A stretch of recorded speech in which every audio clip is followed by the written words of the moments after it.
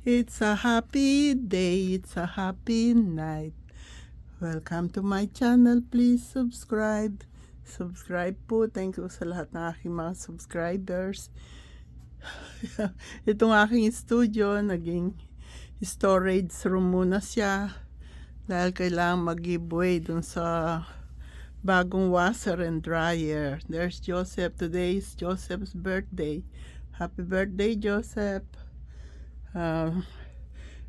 Tinanggal ko lang po yan doon sa dadaanan. There's Judy Grace. Hello, Judy Grace. Your birthday will be next February 20. Kaya ayan po. Naging storage area yung aking studio. Pero okay lang. Hindi ko na hinintay na magising si Ron. 3:30, bumaba na ako dito. Nag-laundry. Last day ng pag-laundry ko doon sa aming washer and dryer na mag-goodbye. At may ipapalit naman. Alam nyo po ba yung mga yan? Christmas tree, Santa, mga Santa, dalawang floor vase na yan. At saka itong Chinese cabinet na ito.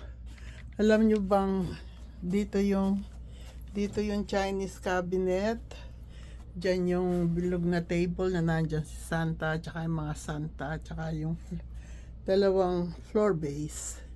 Dyan ko siya inalis. Dami po. Naman sa aming laundry room, ayan, biglang nagulong mundo ko. Ang aga kong nagbubuhat kanina. Tumawag si Jenny, sabi ko busy ako.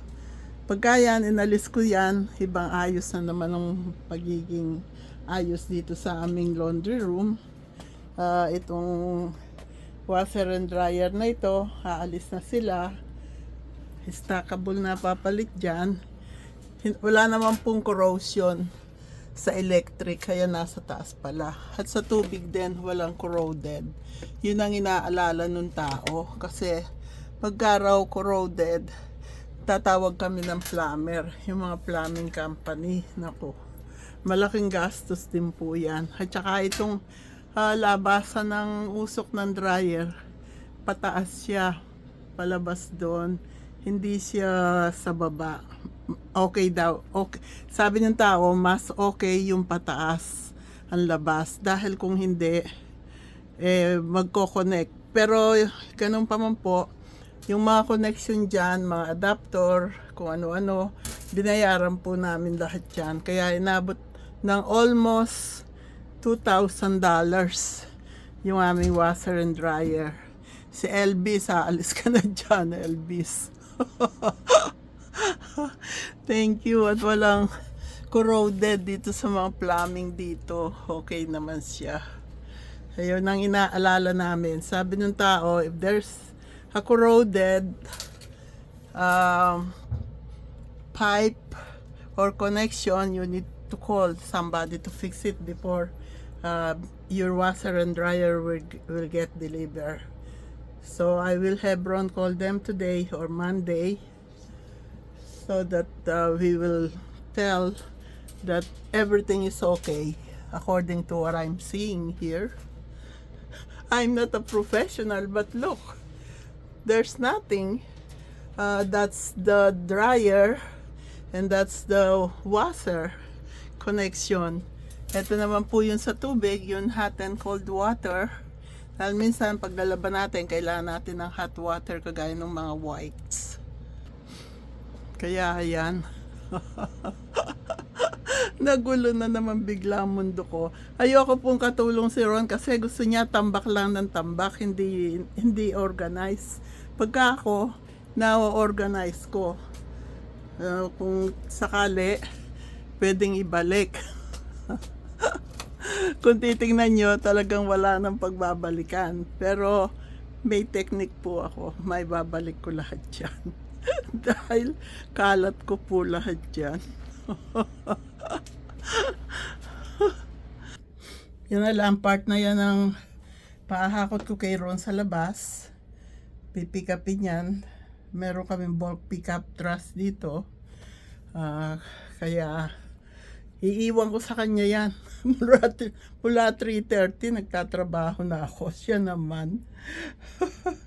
Ayun po. Merong ah, pag pagdadaanan yung ating bagong washer and dryer. Ayan. Clear na. Na-clear ko na. Ito naman tibing malaking ito. Tatanungin ko si Edison kung ano plano niya riyan.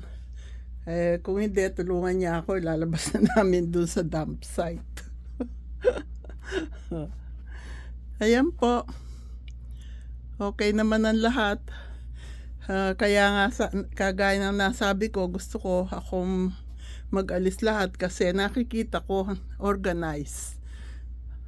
Marunong po akong mag-organize ng mga kalat ko. Kaya, okay na po. Welcome na yung aming bagong washer and dryer. At sila na rin po ang mag-aalis niyang lumang washer and dryer na yan. Babayad po namin tig $50 bawat isa, kaya $100 yan. Iaalis nila rito sa amin. Itatapon. Si Elvis, tatanggalin na kita dyan, Elvis. Hindi mo na makakapag-exercise dyan, napuno eh. Kailangan okay yung pagdadaanan, dahil kung hindi ikakabit. Babayaran ulit namin sila ng panibagong delivery at saka connection. Okay na po.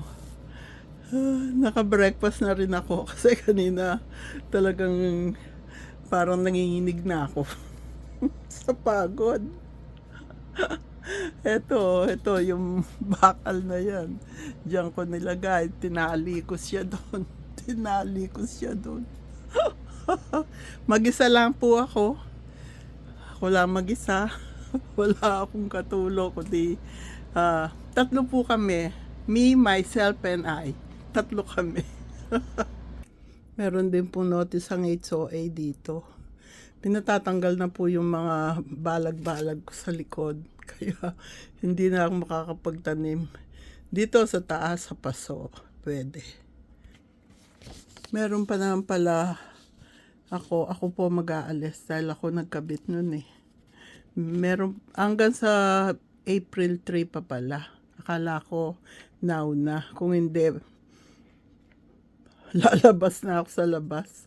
Aayusin ko na yon. May time pa naman pala po ako. Sabi ni Ron, you have a letter from the association. Sabi ko, what? Tell me. No, you read it. Why don't you tell me? I'm relaxing here. He said, your lattice and your fence out back, they want you to remove it. Ayan po. Alisin ko po. Okay po. Makakapag-relax muna ako bago tapusin ang trabaho ko pa ngayon sa araw na ito. Thank you. You're so very kind to us. Thank you. Press like po and comment para maisali kayo sa aming raffles Saturday. God bless us all. I love you all.